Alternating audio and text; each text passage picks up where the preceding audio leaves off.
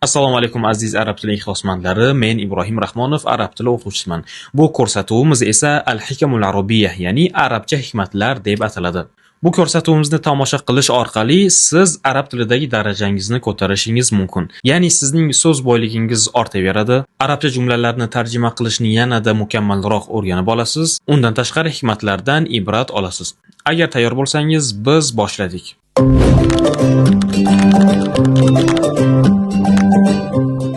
Bu sonimiz at-ta'amul ma'al hayah, ya'ni hayot bilan muomala qilish deb nomlandi. Shunday ekan, men hozir sizga hayot bilan muomala qilish to'g'risidagi hikmatlarni va ularning sharhlarini aytib beraman. Tayyor bo'lsangiz, biz birinchi hikmatni o'qishni boshlaymiz.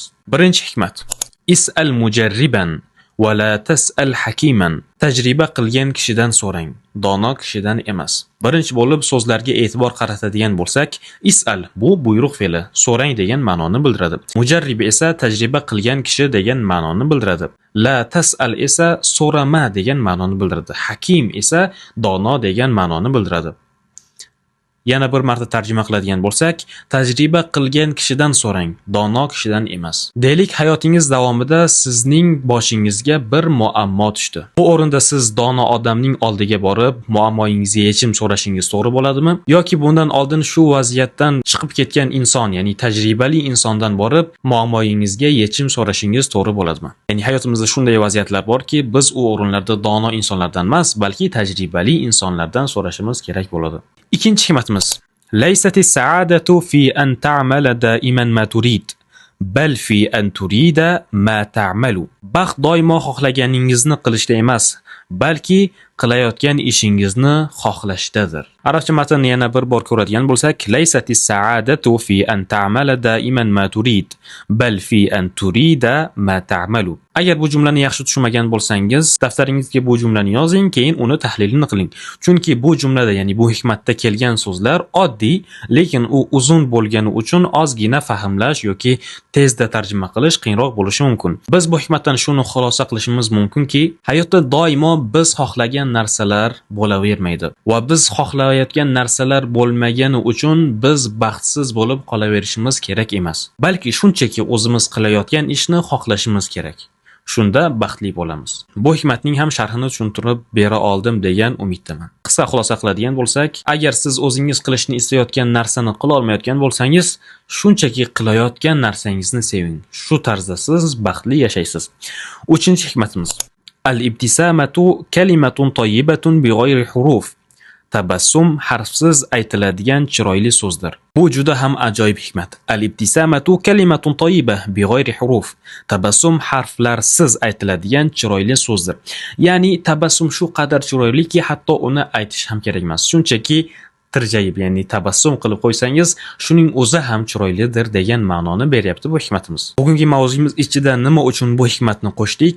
Chunki hayotda nima bo'lishidan qat'iy nazar inson doimo tabassumli bo'lishi, hayot uni sindirishga yo'l qo'ymasligi kerak. Va tabassum shu qadar ajoyib narsaki, qarshingizdagi insonning tabassumi sizning ham yuzingizga tabassum olib keladi.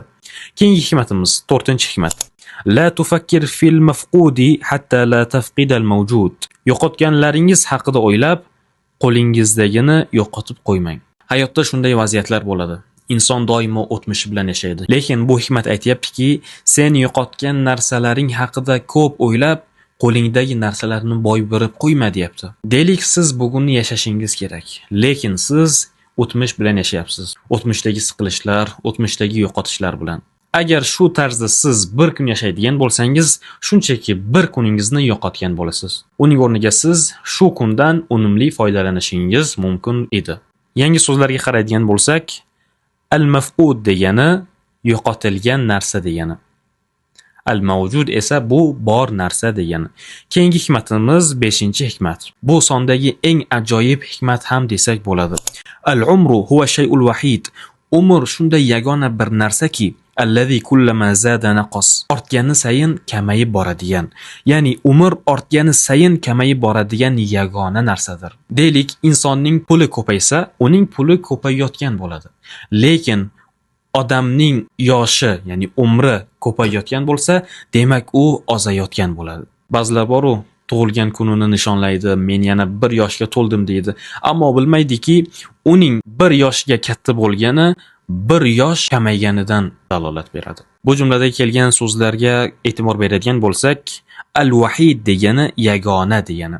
Kullama zada naqas esa kullama degani sayin, har gal kabi ma'nolarni beradi. Zada esa ziyod bo'lmoq. Bu zada yazidu zid ziyada fe'lidan olingan. Naqasa esa zada so'zining aksi o'laroq kamaymoq degan ma'noni bildiradi.